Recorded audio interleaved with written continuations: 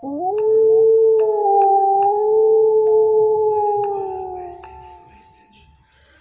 ini terus terjadi lebih dari 7 kali.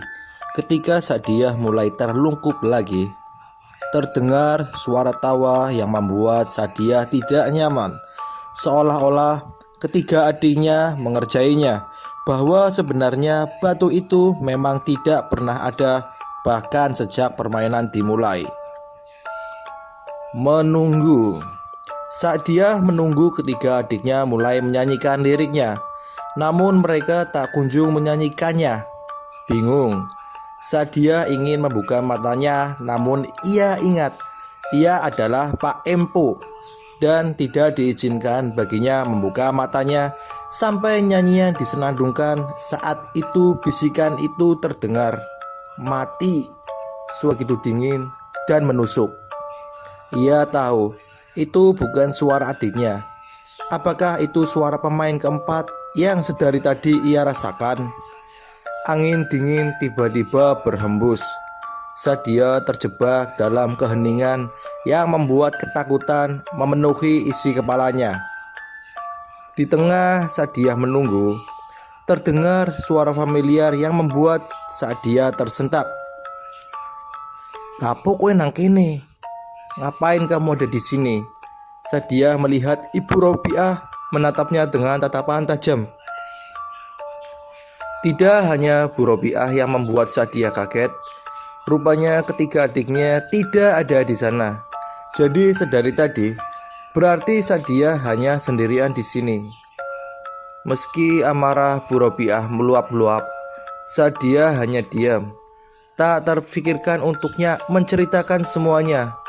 Dan ketika dia masuk kamar, ia melihat ketiga adiknya tertidur lelap, termasuk Atun yang sedari tadi nampaknya tidak pernah terbangun dari ranjangnya. Hanya saja aroma kambing itu belum juga hilang dan penciumannya di hidung tetap ada aroma kambing. Sejak malam itu banyak kejadian yang terjadi, dan rumah Sadiah suasananya sudah sangat berbeda. Namun ada satu hal yang dia ingat. Entah sejak kapan rumahnya jadi sering dilewatin oleh seseorang yang dia kenal, yaitu Safi. Dukun beranak itu kadangkala melewati rumah seperti mengawasi. Tidak hanya itu, Atun, adik bungsunya juga mulai aneh. Dia seringkali menjauhkan diri dari ketiga kakaknya. Tidak mau makan, sampai sering terlihat menyendiri. Hal ini membuat Sadiah curiga, dan yang disembunyikan oleh Atun, puncaknya saat Atun muntah di kamar. Muntahnya sendiri bukanlah muntah sembarangan, melainkan muntah darah kehitaman. Darah yang seperti sudah lama mengendap dalam tubuhnya. Bu Robiah yang paling khawatir, namun Pak Wanto tampak tidak peduli. Beliau masih sering pergi entah kemana dia berada. Sampai akhirnya perlahan-lahan penyakit misterius yang menyerang Atun berujung pada nyawanya. Ini terjadi tepat di malam hari. Atun berteriak kesakitan, seperti orang yang kerasukan. Dia dan kedua adiknya hanya bisa melihat Atun yang bercakar-cakar badannya. Tidak hanya itu, ia juga menghantamkan kepalanya ke semua benda di sekelilingnya, membuat tetangga berkerumun datang. Mobil carry tua milik Pak Lurah sampai terparkir di depan rumah Bu Robiah, berniat membawa Atun ke rumah sakit terdekat. Sembari orang-orang mencari tahu di mana keberadaan Pak Wanto, hingga tepat subuh di rumah sakit Atun meninggal dunia. Suasana rumah Bu Robiah ramai orang, dan seseorang yang paling dicari itu muncul. Pak Wanto pulang dengan mata merah mengawasinya. Semua warga tampak geram dengan apa yang Pak Wanto lakukan. Entah apa itu, dia hanya menatap nanar wajah Atun terakhir kalinya sebelum ke liang lahat. menutup wajah adik bungsunya yang ia tahu meninggal dengan cara yang tidak wajar. Hanya dia yang tahu bahwa sebelumnya sebelum Atun meninggal, ia menyerupai wujud seekor kambing. Di tengah duka saat dia mencuri dengar Pak Wanto dengan seseorang. Ia kenal dan tahu siapa itu. Mbah Safi tampak bersitegang dengan bapaknya. Entah apa yang ia bicarakan. Mbah Safi hanya mengatakan, "Wis tah, Mariono timbang kabeh anakmu dicupuk ning ngarep raimu. Sudah, hentikan saja semuanya sebelum semua anakmu diambil di depan mukamu." Dengan wajah tak berdosa, Pak Wanto hanya menjawab pelan, "Bukan urusanmu. Wedhus gibah, kambing gibas, kambing kotor atau berbulu. Itukah jenis perawangan sing nuntun awakmu? Itukah jenis iblis jin yang menuntunmu? Mbok Sartem gak salah, pancen pantes anakmu, anak iblismu mati." Mbah Safi pergi, meninggalkan Pak Wanto sendirian. Namun di matanya, ia tahu, ia tidak, atau lebih tepatnya, belum mau berhenti untuk memulai semua ini. Iblis masih berbisik di telinganya. Kematian Atun banyak menimbulkan pertanyaan. Selain hal itu, banyak warga yang juga melihat gelagat aneh pada Pak Wanto. Namun tidak ada yang berani menegur apalagi bertanya apa yang sedang Pak Wanto lakukan. Lamban namun pasti, rumor keluarga Pak Wanto menyebar bagai penyakit. Namun satu hal yang diingat teman saya, Pak Wanto yang dikenal warga bermata pencaharian sebagai buruh tani, tiba-tiba menjadi orang yang kaya raya. Tidak ada yang tahu dari mana dia mendapatkan sumber kekayaan itu. Sebegitu kerasnya sampai mampu membeli tanah luas. Tanah yang ia beli adalah tanah di mana kebun jati itu berdiri. Dibangunlah rumah besar dengan 2 lantai, lengkap dengan semua tetak bengek, menyerupai orang kaya baru. Sampai sini masih tidak ada yang berani mempertanyakan dari mana sumber kekayaan itu. Mulai banyak orang membicarakan tentang pesugihan, bersekutu dengan setan, atau melakukan tindakan ilegal. Akan tetapi, tidak ada yang bisa membuktikan ucapan itu. Satu hal yang membuat warga semakin curiga. Setiap hari di depan rumahnya terparkir mobil mewah berbagai merek. Mobil-mobil itu berjejer di depan rumah Pak Wanto. Sampai-sampai seperti melihat pemandangan hajatan anak presiden. Tidak hanya itu, kampung ini jadi ramai oleh wajah-wajah baru yang selalu berseliweran di depan rumah Pak Wanto. Di sini, warga mulai resah dan mulai mencari tahu. Selidik demi selidik, rupanya entah sejak kapan Pak Wanto menjadi tabib yang dapat menyembuhkan berbagai penyakit dengan cara memindahkan penyakitnya ke tubuh binatang. Binatang itu adalah seekor kambing. Kambing ini khusus dan harus sesuai oleh arahan Pak Wanto. Bisa dibilang, setiap kambing memiliki ciri khas khusus dan hanya Pak Wanto yang tahu model kambing seperti apa yang harus dibawa oleh mereka yang ingin mencari jalan sembuh lewat jalur yang menurut beberapa orang dipercaya sesat. Dari sini kita akan mulai masuk ke inti ceritanya.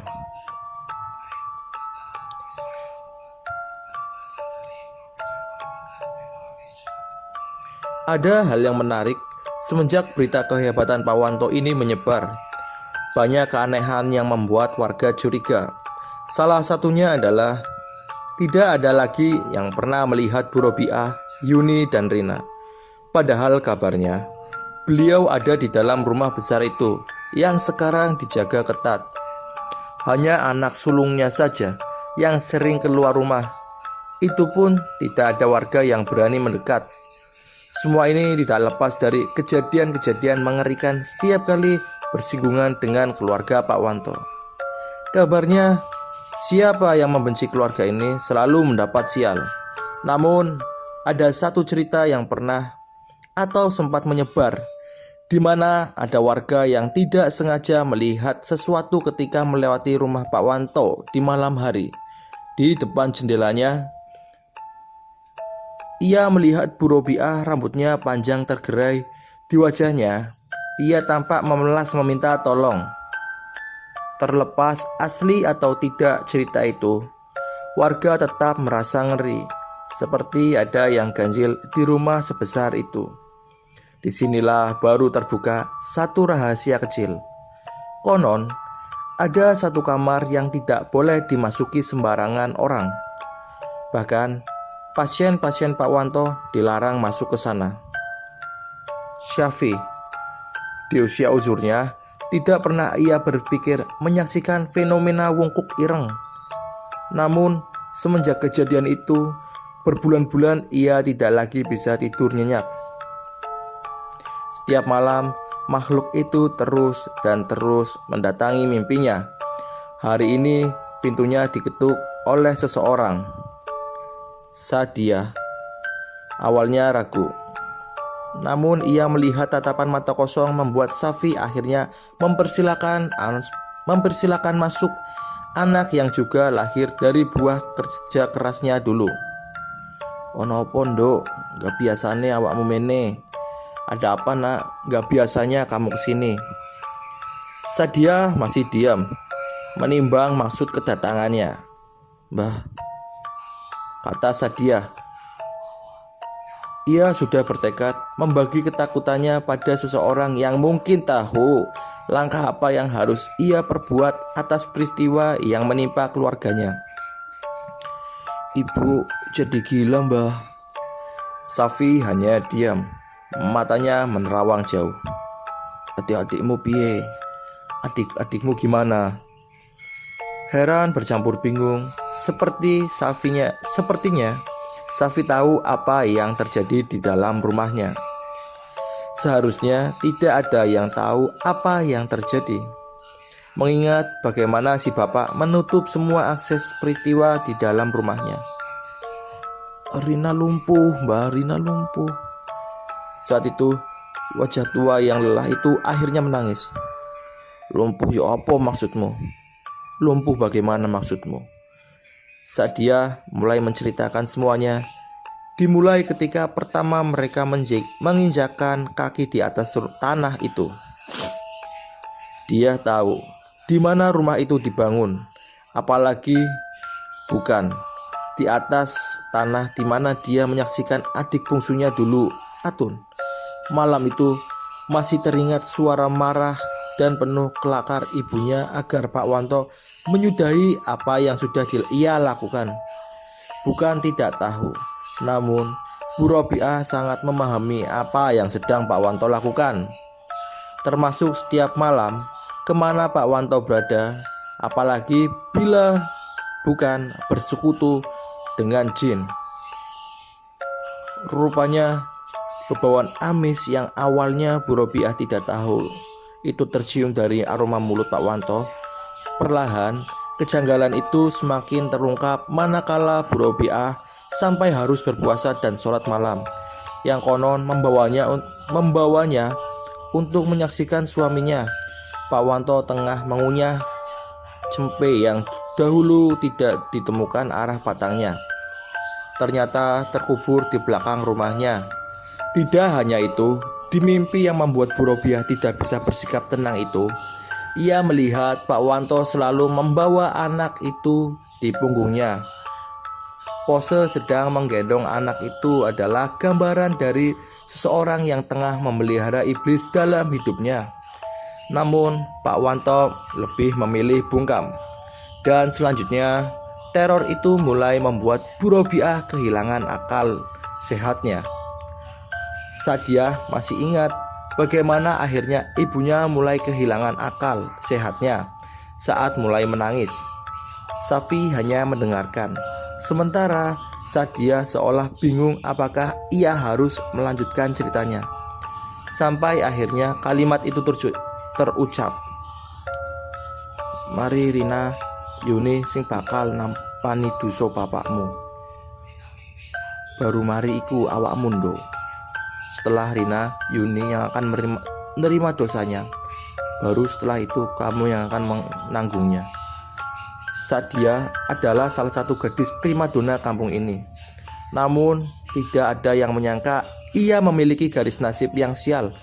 Meski begitu, ia tahu Mbak Safi masih menyembunyikan banyak hal.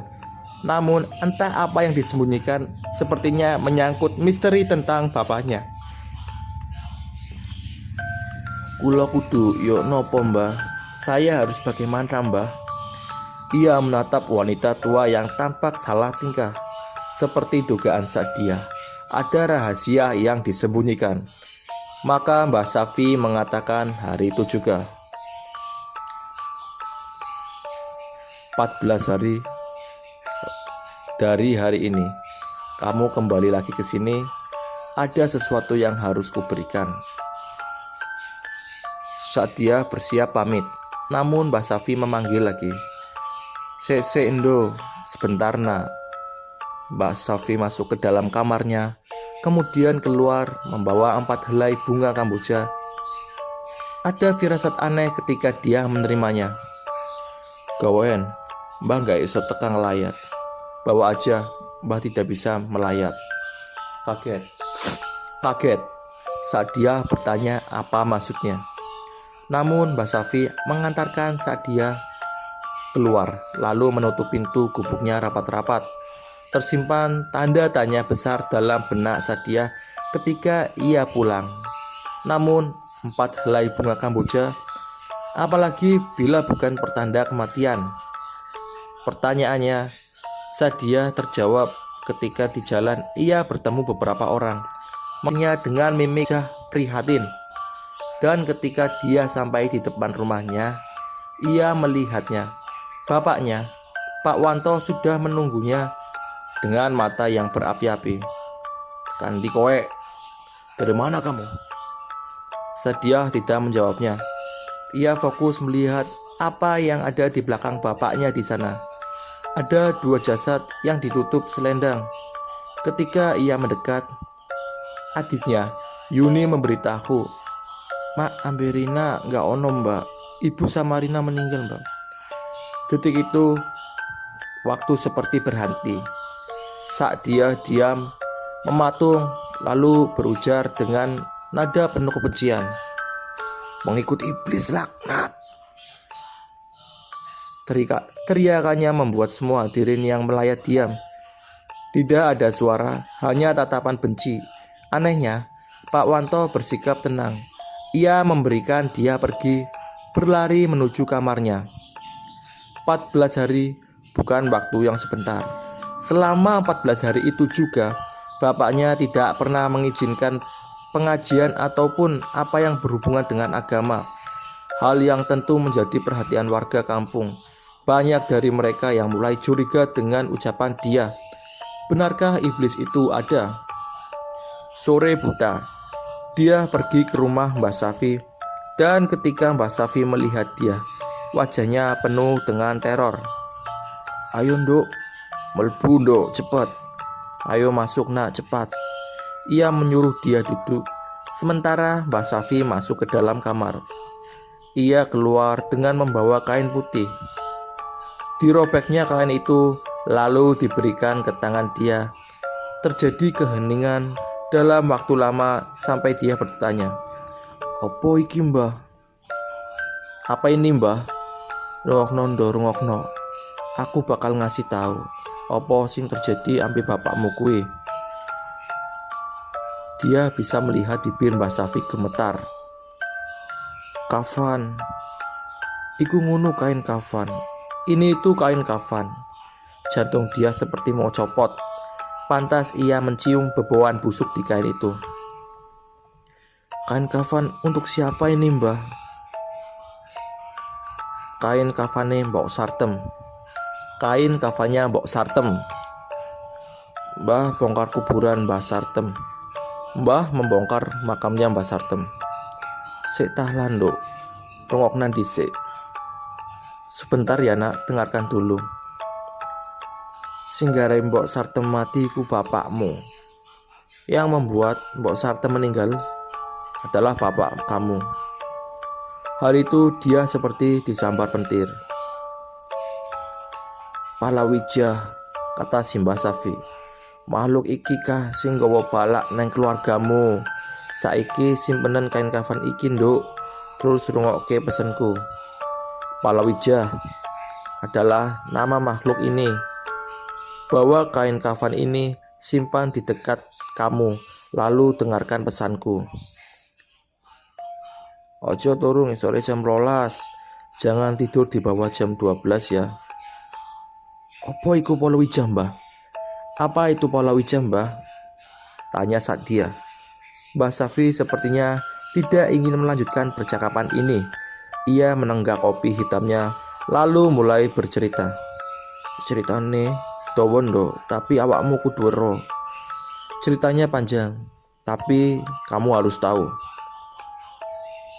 Palawija iku wedhus jilmu menungso. Palawija adalah kambing yang menjelma manusia. Biyen ana wong sing lahirno anak rak normal, awake menungso tapi ndase wedhus. Dahulu ada orang yang melahirkan anak tidak normal, badan manusia tapi kepala mirip kambing. Ceritane jabang bayi iku dikubur neng kene, desa iki. Kabarnya anak itu dikubur di daerah sini. Tapi ra ono sing roh pastine. Tapi tidak ada yang tahu di mana tempatnya berada pastinya. Nek jerik Mbok Sartem, bapakmu sing nemu kuburane. Kalau kata Mbok Sartem, bapakmu lah yang menemukan kuburannya. Jenenge Demit. Namanya iblis. Paling pintar memujuk menungso. Bapakmu keblobok ambek Demit siji iki. Pintar menipu manusia dan bapakmu sudah terjerumus sama iblis itu. Wis, saiki mulai ho. Pesenku siji, ojo sampai hilang kain kafan ini. Sudah, kamu pulang ya nak. Pesanku jangan sampai hilang kain kafan ini. Seperti apa yang dikatakan Mbah Safi, dia tidak pernah lagi tidur di bawah jam 12. Ia sengaja mengikat kain kafan itu di pergelangan tangannya, seolah-olah itu gelang penjaganya. Dan di malam yang entah keberapa, dia ingat ada satu kamar di dalam rumahnya yang tidak pernah ia masuki. Malam ini Pak Wanto pergi dari sore tadi. Di luar tengah hujan lebat, hanya ada dia dan Yuni serta dua pembantunya. Dengan perasaan bimbang, dia pergi menuju ke kamar Pak Wanto, kamar yang tidak pernah boleh dimasuki siapapun. Baru saja ia menutup pintu kamarnya, dia dikejutkan oleh Yuni. Yuni menatapnya dengan tatapan datar. Sebelum dia bertanya kenapa Yuni masih terjaga di jam malam seperti ini. Tiba-tiba Yuni tertawa cekikikan, berlari meninggalkan dia dengan wajah kebingungan.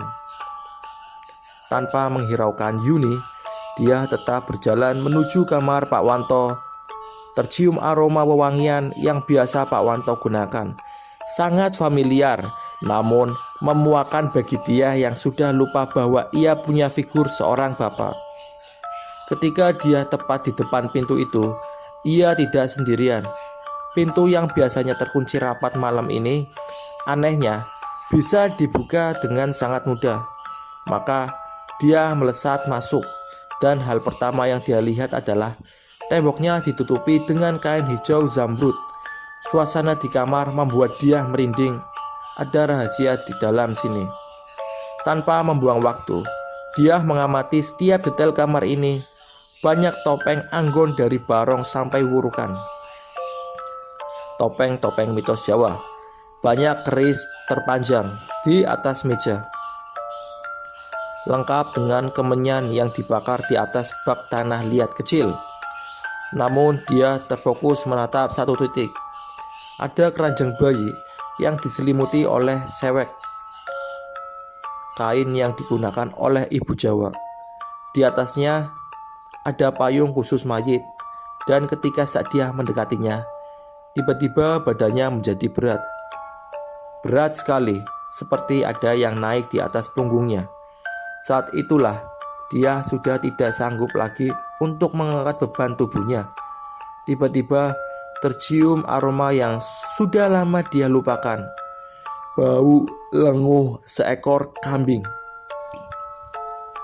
Maka dia berbalik, mengamati sesuatu sedari tadi mengikutinya. Terkejut, dia melihat sosok jangkung dengan bulu hitam lebat, tangannya bengkor tak berjari. Matanya merah menyala dengan hidung melesak keluar. Di kepalanya ada tanduk kecil. Ia berdiri seperti tengah mengamati dia. Yang membuat dia mematung ngeri, caranya bergerak seperti penari jaipong dengan kepala miring ke kiri dan ke kanan. Ketika ia bersiap pintu terbuka dan Pak Wanto berteriak dengan keras, "Ojo anakku sing barep, jangan anak sulungku." Suaranya bergetar marah dan Sa'diyah jatuh pingsan. Sa'diyah terbangun di dalam kamarnya, masih setengah sadar. Ia mendengar suara yang entah dari mana datangnya, lirih dan seperti putus asa, sampai dia sadar bahwa di hadapannya berdiri pocong tepat di depan wajahnya. Pocong itu adalah Mbok Sartem. Mbok Sartem lah yang sedari tadi berteriak minta tolong, namun Sa'diyah ketakutan setengah mati. Melihat langsung dua makhluk yang wujudnya tidak pernah dia bayangkan, membuat dia sampai berpikir lebih baik ia pingsan lagi. Harapannya terwujud karena sekarang yang ada di hadapannya adalah bapaknya, Pak Wanto, yang tengah menatap dia dengan wajah penuh amarah sembari mengangkat sesuatu yang dia kenal. "Sopo sing ngekei barang iki nggo awakmu? Siapa yang baru saja memberimu ini?" Dia menatap takut bapaknya. Ini pertama kalinya ia melihat bapaknya semarah itu. Di depan dia, bapaknya kemudian membakar gelang yang terbuat dari kain kafan Mbok Sartem. Namun semenjak hari itu, setiap malam dia selalu merasa diawasi makhluk yang ia lihat di kamar Pak Wanto. Apakah itu yang dimaksud oleh Mbah Safi? Maka ia berkeinginan untuk menemui Mbah Safi kembali. Sampai dia baru sadar, di depan pintu kamarnya Yuni melihatnya. Yuni mendekati dia yang berbaring di atas ranjangnya, lalu kemudian mengatakan, "Mbak, ayo main cublek-cublek suweng." Dia hanya diam. Ia tidak tahu harus menjawab apa. Permainan ini mana bisa dimainkan oleh dua orang. "Gak bisa lah Yun, memang gimana caranya?" "Lapo gak iso? Kenapa gak bisa? Sopo maneh sing main? Nek wong loro ora iso. Siapa lagi yang main kalau berdua gak bisa?" "Iku," Yuni menunjuk Sa'diyah. "Ono Atun karo Rina kok pinggir sampean. Itu ada Atun sama Rina di samping Mbak." Maka malam itu ia menemani Yuni berpura-pura ikut main. Yang entah bagaimana caranya, ia merasa Yuni seperti benar-benar merasa ada Atun dan Rina, dua adiknya yang sudah meninggal terlebih dahulu. Semenjak saat itu, dia merasa semakin